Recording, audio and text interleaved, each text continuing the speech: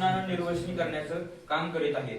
धर्मकार्य, समाजकार्य अशा स्तंभावर उभा असणारी व्यसनमुक्त युवक संघ महाराष्ट्र राज्य आणि त्यांच्याच अंतर्गत एक छोटस रोपट गुरुवारी तात्यांनी 2022 साली उभं केलं, ते म्हणजे व्यसनमुक्त युवा छावा संघटना.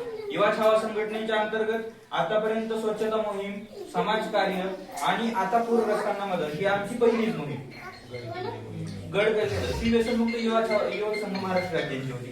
व्यसनमुक्त युवा छावा संघटनेची पहिली मोहीम आणि आम्हाला आमच्या कार्यकर्त्यांनी एक 10 दिवसापूर्वी फोन करून सांगितलं की आपल्या धाराशिव जिल्ह्यात काही शाळा आहेत की अजूनही दुर्लक्षित आहेत, की त्यांच्या शाळेमध्ये प्रचंड प्रमाणात पूर आला, सर्व गोष्टी वाहून गेल्या आणि त्या गोष्टी शालेय साहित्याबरोबर आपल्याला माहिती आहे, जेवढा अन्न वस्त्र निवारा आपल्याला गरजेचं आहे तेवढाच शालेय साहित्याची गरज खूप मोठ्या प्रमाणात आपल्याला आयुष्यात भासते.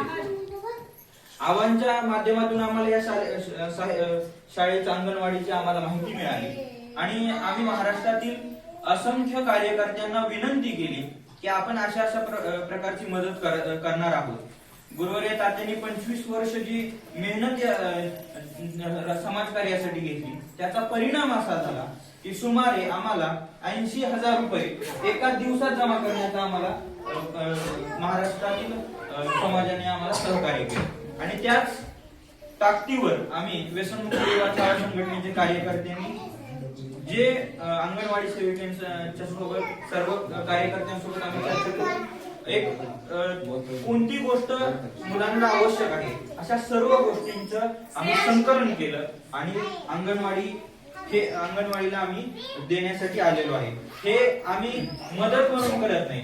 ज्यावेळेस कोणत्या ना कोणत्या आपत्ती महाराष्ट्रावर येते त्यावेळेस व्यसनमुक्त युवा छावा संघटना किंवा व्यसनमुक्त युवक संघ महाराष्ट्र राज्य आपलं कर्तव्य म्हणून ह्या सर्व समाजाच्या मागे उभं राहतं, परम कर्तव्य मानतं. मदत नाहीये, ही सर्व आमचं कर्तव्य म्हणून आम्ही हे कार्य करत आहोत. आम्हाला ही मदतीचं सद्भाग्य देण्यात संधी दिली त्याबद्दल मी सर्व ग्रामस्थांचं, अंगणवाडी सेविकांचं आणि सर्वांचा आभार मानतो. रामकृष्ण.